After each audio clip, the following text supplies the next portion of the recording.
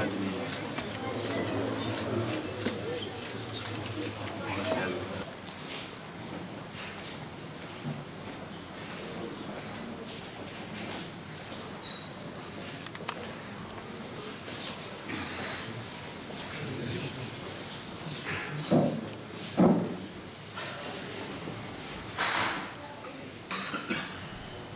لا يستوي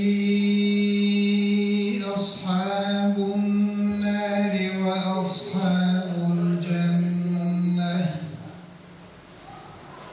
أصحاب الجنة هم الفائزون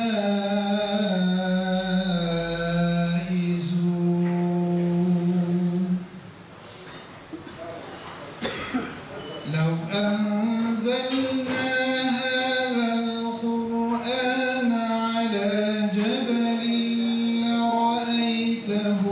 خاشعا متصدعا من خشية الله وتلك الأمثال نضربها للناس لعلهم يتفكرون هو الله الذي لا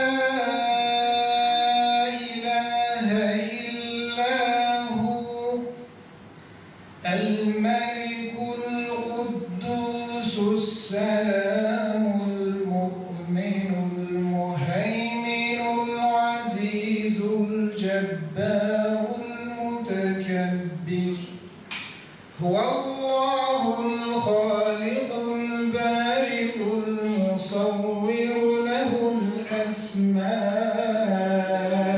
الحسنى وهو العزيز الحكيم وخاصة لروح المرحوم وإلى أرواح أمواتنا جميعا الفاتحة. Tafsiratını affetsin, ailesine de sabr-ı cemil ihsan etsin. Değerli müminler, ölüm insanlık için bir gerçektir. Kimse de zaten ölüme karşı çıkmıyor çünkü gözüyle görüyor. İnkarcılar Allah-u Teala'nın varlığını bile inkar ederler fakat ölümü inkar etmezler. Ahirete müteallik olan salih amel işlemekten geri kalıyor. Ölümü geç görüyor. Halbuki bu konuda Rabbimiz Celle Celaluhu Peygamber Aleyhisselatü Vesselam'a diyor ki, de ki insanlara kendisinden kaçtığınız, nefret ettiğiniz, kaçtığınız ölüm o muhakkak sizinle karşılaşacaktır. Haberdar olunursunuz yapmış olduğunuz amelden. İyi amel insan iyi amel de etmişse haberdar olur, kötü amel de etmişse zaten hesap verir. Hesap sonucu eğer sevapları ağır gelmezse maazallah Allah korusun Allah-u Teala'nın azabına, cezasına müstahak olur. Yani insan mutlaka ölüme hazırlıklı olmalıdır. İyi ameli dünyada en sevdiği kimsenin suretine girer, onu meşgul eder, eğlendirir. Eğer ameli kötü olursa o ameli de dünyada en nefret ettiği şey neyse onun suretine girer,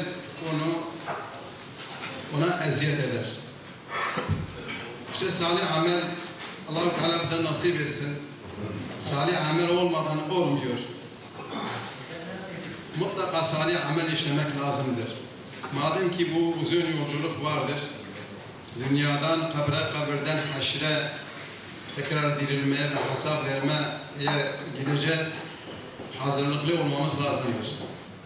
Allah Resulü Aleyhisselatü Vesselam Peygamber olduğu halde ki şefaat-i uzmanla yani makam-ı mahmudde hiçbir peygamberin cesaret edemediği o hesabın başlaması için Allah-u Teala ricada bulunuyor. Yani şifayı olarak telefonla da taziyesini sorduk ama yine sanki o zaten manevi olarak aramızda bulunmaktadır. Akrabaları da burada. Tekrardan diyoruz, Rabbim sabır cemil versin. Vefat eden amcamıza annene rahmet eylesin. Rahmet eylesin. Sizler rahmet eylesin. Şeyden oğullarıdır. Allah rahmet eylesin. Hakkı cennet olsun. Allah razı olsun. Yemek yedik. Size Antep teyzesiyle. Allah razı olsun. Allah razı olsun.